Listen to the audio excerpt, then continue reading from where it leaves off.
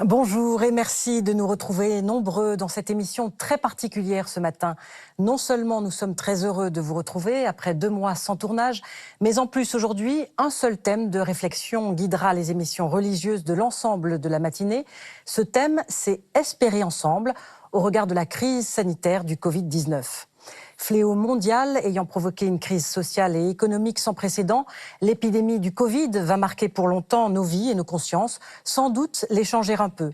Car au-delà des pertes et privations qu'elle aura causées, cette période difficile pourra être vécue comme l'occasion inédite et paradoxalement incroyable de rebondir. L'occasion d'un changement, d'un approfondissement, voire d'une transformation personnelle. Pour les bouddhistes, la période que nous traversons peut s'apparenter à un état intermédiaire qu'on appelle le bardo. Avec notre invité, l'universitaire Philippe Cornu, spécialiste reconnu du bouddhisme, nous allons évoquer les sentiments éprouvés durant le bardo, tels que la peur, la confusion ou encore la colère. Et nous verrons comment l'entraînement peut les faire diminuer et faire advenir la sérénité. Philippe Cornu, bonjour. Bonjour. Merci infiniment d'être avec nous sur ce plateau, avec toutes les mesures de prudence et les gestes barrières qui nous sont tous désormais imposés. Merci aussi à toute l'équipe qui est masquée. Alors, vous êtes tibétologue, spécialiste du bouddhisme, en particulier du bouddhisme vajrayana, c'est-à-dire tibétain. Vous enseignez à l'Université catholique de Louvain, en Belgique. Et puis, vous êtes auteur et traducteur de nombreux ouvrages. Vous avez écrit notamment le dictionnaire encyclopédique du bouddhisme. Et puis, vous avez traduit le livre des morts tibétain, une référence qui date du 8e siècle. Philippe Cornu, comment avez-vous vécu, vous, personnellement, le confinement ? Oh, pas si mal que ça. À vrai dire, c'est un moment finalement que j'ai passé en semi-retraite, donc plus de pratique, plus d'introspection. Bon, certes, un petit peu seul, peut-être par moment. En même temps, beaucoup de communication grâce aux moyens que l'on a à l'heure actuelle. Donc, ça m'a permis de faire mes cours, etc. Donc, non, je ne me suis pas ennuyé pendant cette période.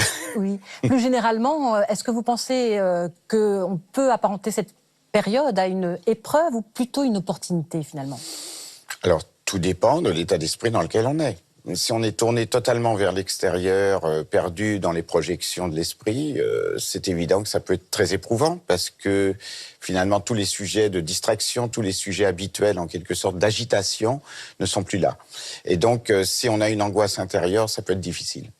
Si par contre on est porté plus vers une forme d'intériorisation, de regard sur soi-même et sur les autres, mais d'une façon plus introspective, ça peut être vécu d'une façon extrêmement paisible et profonde. Alors, les bouddhistes, et notamment le bouddhisme tibétain, pourraient apparenter cette période un peu spéciale entre deux d'états intermédiaires qu'on appelle le bardo. Est-ce que vous pouvez nous expliquer ce que c'est que le bardo ? Alors, un bardo, c'est un état d'esprit, en quelque sorte, qui s'étend entre deux ruptures. Donc là, on pourrait dire début du confinement, fin du confinement. Mais effectivement, c'est une période où on rentre dans un état d'esprit particulier. Et puis, après la rupture, il y a un autre bardo qui suit avec un autre état d'esprit qui se fait. Donc là, on a vraiment, effectivement, c'est tout à fait licite d'appeler ça une forme de bardo, hein, dans le sens où il y a vraiment un changement profond du mode d'existence, du mode de vie et du mode de l'esprit pendant cette période. Mais c'est-à-dire que c'est un espace-temps, en fait ? Oui. C'est un espace-temps qui est vécu sur un mode singulier. C'est-à-dire, par exemple, il y a le bardo du rêve. Le bardo du rêve, c'est à partir du moment où on se met à rêver jusqu'à la fin du rêve, quand on se réveille, eh bien, on est dans un temps particulier, dans un espace particulier. Et chaque bardo, en fait, a sa propre temporalité, son propre espace. Oui, le bardo le plus connu, entre guillemets, est le bardo de la mort. Oui, c'est le bardo post-mortem parce que dans le bouddhisme, effectivement, on considère qu'il y a une succession d'existences et qu'il y a, alors pour certaines formes du bouddhisme en tout cas, des passages, la mort étant vécue comme un passage, il y a un état intermédiaire avant de reprendre naissance. Et cet état peut durer plus ou moins longtemps. Alors, pour revenir à notre période très particulière, Oui. qui s'apparente donc à un état intermédiaire, qu'est-ce qu'on ressent justement ? Quels sont les sentiments ou les sensations typiques d'un bardo ? Les sentiments, c'est d'abord un changement d'habitude, une sorte de perte de repère. Et c'est là où justement il y a quelque chose d'intéressant à vivre, parce que on change un peu de routine. Il n'y a plus la routine habituelle, il n'y a plus les repères habituels. Et ça, c'est très intéressant. Ça permet justement de revoir autrement sa vie. Et si on prend cette opportunité pour regarder véritablement au fond de soi-même la manière dont on fonctionne habituellement, voir un peu comment là ça se passe et regarder un peu les pensées, les émotions qui nous traversent. Il peut y avoir du désarroi, il peut y avoir effectivement de la peur, il peut y avoir tout un tas d'émotions, pas toujours faciles, de la colère aussi parfois, parce que confinement quand même, c'est un manque de liberté. Mais est-ce que la liberté véritablement est la liberté de bouger, de faire ce que l'on veut à n'importe quel moment? Ou bien est-ce que la liberté, c'est plutôt une attitude intérieure? C'est là où on peut se poser aussi la question. On peut très bien se retrouver tout à fait libre dans sa pensée. Est-ce qu'il y a la notion d'espoir quand on est dans ce cadre-là, un petit peu oppressant, un petit peu stressant? Est-ce qu'il y a une projection dans l'après? Alors, l'espoir n'est pas un mot véritablement privilégié dans le bouddhisme, parce que l'espoir, c'est l'opposé de la crainte. Donc, peur, crainte, espoir, c'est toujours des opposés qui sont un petit peu de l'ordre de l'émotion. Et l'émotion, c'est quelque chose qui nous amène simplement à avoir des états un petit peu perturbés de l'esprit. Donc, l'espoir, ça peut être franchement une naïveté. Il n'y aura d'espoir que si on change véritablement, si on transforme véritablement et nous-mêmes et notre société. Sinon, il n'y a pas d'espoir particulier. Alors justement, c'est l'occasion de s'entraîner, comme on dit dans le bouddhisme, s'entraîner à travailler sur ses émotions pendant cet état intermédiaire. Oui, Comment la ça se première passe chose à faire, c'est de regarder ces émotions. Alors, Et les regarder, c'est ne pas les épouser. C'est pas prendre fait et cause pour nos émotions. Je dis souvent quand je fais des cours de méditation, les pensées et les émotions, c'est un peu des vendeurs de commerce. Ils ont toujours quelque chose à vous vendre. Mais en réalité, derrière, il n'y a rien. Hein? Donc, une pensée, une émotion ne prend de pouvoir sur nous que si on lui accorde ce pouvoir. Mais en réalité, une pensée, une émotion n'a pas de pouvoir en soi. C'est juste comme une vague qui s'élève dans notre esprit. Et cette vague, si on la laisse se dissoudre, elle revient dans l'océan de notre esprit. Si par contre on la saisit, eh bien on en fait un glaçon. donc la première chose, c'est de regarder, de les... Oui, parce que si on extérieur. regarde une pensée sans l'épouser, sans prendre fait et cause pour elle, on ne lui donne pas le pouvoir, on ne la nourrit pas. Et cette pensée, qu'est-ce qu'elle fait? Elle se dissout. C'est un peu comme une bulle. On s'en libère. Oui, elle se libère naturellement, sans laisser de traces. Si par contre on la suit, elle laisse des traces dans notre esprit, elle crée des conditionnements. Et ce sont ces conditionnements qui vont créer notre futur, notre façon de fonctionner dans le futur. Nous sommes des êtres d'habitude.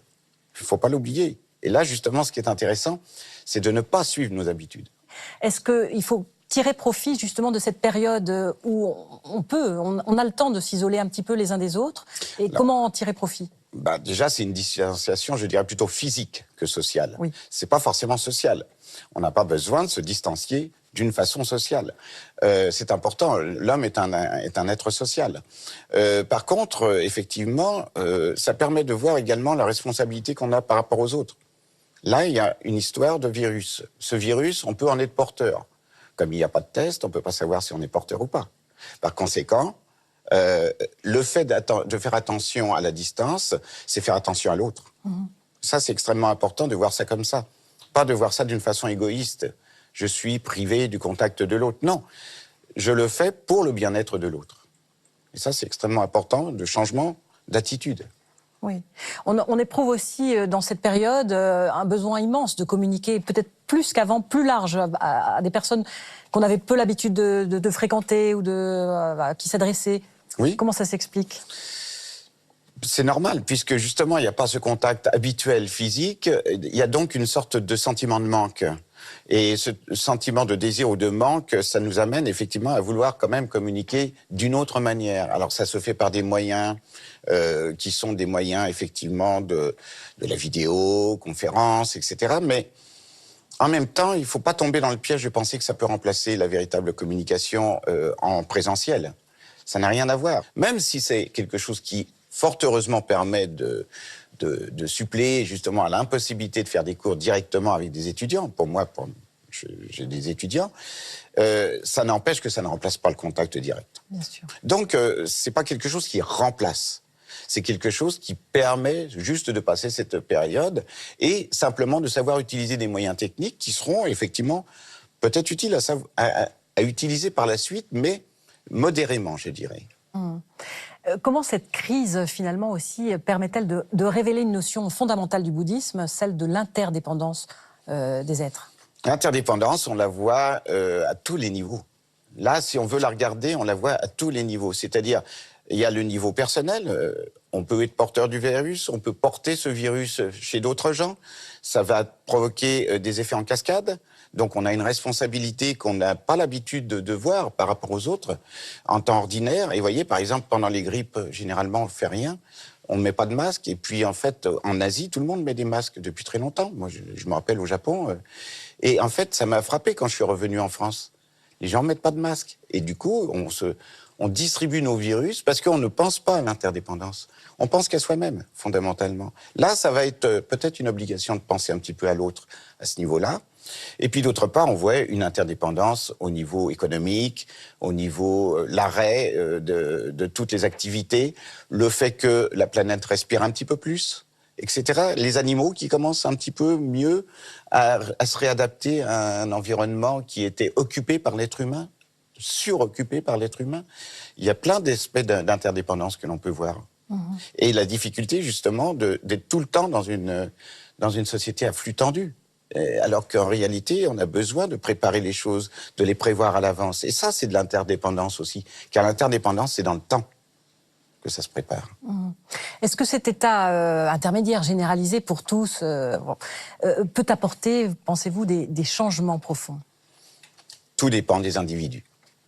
Ça dépend complètement de l'attitude intérieure. On ne peut pas initier des changements de l'extérieur.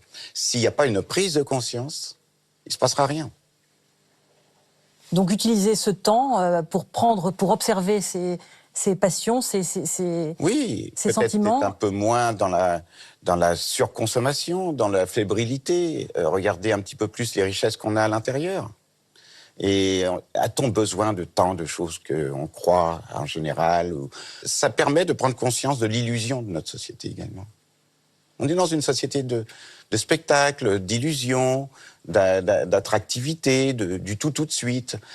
Là, non, il faut être patient. Ce sera le mot de la fin. Juste pour conclure, Philippe Cornu, nous sommes en période de Sagadawa qui célèbre le Bouddha. Avez-vous un petit mot pour les communautés bouddhistes? Alors Sagadawa, c'est surtout pour les bouddhistes tibétains, hein. Mais sinon, c'est aussi le mois de mai, il y a aussi le Vesak pour les bouddhistes du sud-est asiatique. C'est une période, disons, qui est considérée comme étant plus forte en puissance, disons, pour la pratique. Donc, c'est un moment où on va se recueillir beaucoup plus, où on va pratiquer beaucoup plus, que ce soit la méditation, ou que ce soit des rituels. Ça dépend un petit peu de la forme de bouddhisme que l'on peut pratiquer. Mais c'est un moment, effectivement, où on met un petit peu la gomme. Voilà. Encore une bonne occasion de pratiquer. Voilà, c'est ça. Merci infiniment. Avant de nous quitter, voici quelques suggestions de lecture. Tout d'abord, le livre des morts tibétains, composé par Padmasambhava, traduit et commenté par notre invité Philippe Cornu, et préfacé par Mathieu Ricard aux éditions Bûcher et Chastel. Il s'agit du texte millénaire écrit au 8e siècle par le fondateur du bouddhisme tantrique himalayen. Il y traite des mystères les plus profonds de l'existence, ces états intermédiaires qui n'ont ni commencement ni fin, et révèle que la mort n'est pas un anéantissement, mais la possibilité d'une libération complète de l'être. Préparer la mort de Chagoud Tulku Rinpoché chez Claire Lumière. Et puis N'ayons plus peur, oser la compassion peut transformer nos vies de Thubten Jimpa chez Belfond. C'est la fin de notre émission spéciale. Vous pouvez la retrouver durant un mois sur France TV. La matinée thématique des émissions religieuses se poursuit avec nos amis de l'islam, que l'on retrouve maintenant. Merci à tous de nous avoir suivis. Et selon la formule consacrée, prenez soin de vous et protégez vos proches. Plus particulièrement aujourd'hui, les mamans dont c'est la fête. Et puis la semaine prochaine, nous aurons le plaisir de retrouver Philippe Cornu. Très heureux dimanche à tous.